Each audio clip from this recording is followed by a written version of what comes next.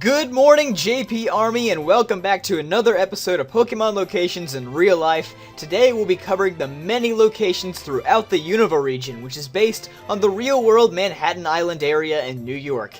Last year, I was fortunate enough to actually visit Manhattan and get some pictures of the more obviously inspired locations, like the Battle Subway, the Sky Arrow Bridge, the guy from Night at the Museum. Oh, wait, how did that get in there? And even though this wasn't part of the 5th gen games, this is the real-world setting for the Genesect and the Legend Awakened movie in Central Park. But looking beyond these obvious locations, what other places in Unova were inspired by real things in New York? In Gen 5, Game Freak was forced to get creative with the region because New York is mostly made of buildings. So it was really the first time they had to make the majority of the region from scratch. First, let's get the boring history lesson out of the way. First off, a major part of Striaton City's history is how the surrounding area was carved by icebergs in ancient times, which is very similar to how Long Island was formed during the Ice Age. Then we have Liberty Island, based on the real world Liberty Island.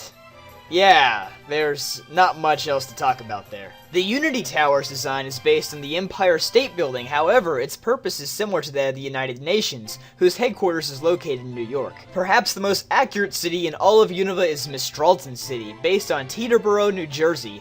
The Teterboro Airport is another real-world location, which is likely the reason why Skyless Gym was chosen to be here. Opelousas City is based on Harlem. Opelousas City is well known for being the only city in the Pokemon world with 2 different variations of itself, depending on what game you play. Harlem is somewhat similar, where it was a place of crime and poverty for the majority of the 1900s. But in modern times, Harlem has undergone a quick transformation, bringing more wealth and industry into the city, similar to what happens to Opelousas City in Pokemon Black and Black 2. The city was also notorious for being a stronghold of the Italian Mafia. The crime rate in Harlem was consistently 50% higher than the rest of New York. This may be referenced by it being the target of Team Plasma's heinous ice attacks in Black 2 and White 2. And finally, several of the bridges, like the Tubulan Bridge and the Village Bridge, bear strong resemblances to their real-world counterparts. Thanks for watching this episode of Pokemon Locations in Real Life. I know this will likely end up being the least memorable episode in the series, due to the fact that the majority of New York isn't even present in the games, but it's still impressive that Game Freak managed to work with what they had. I'll see you guys next time.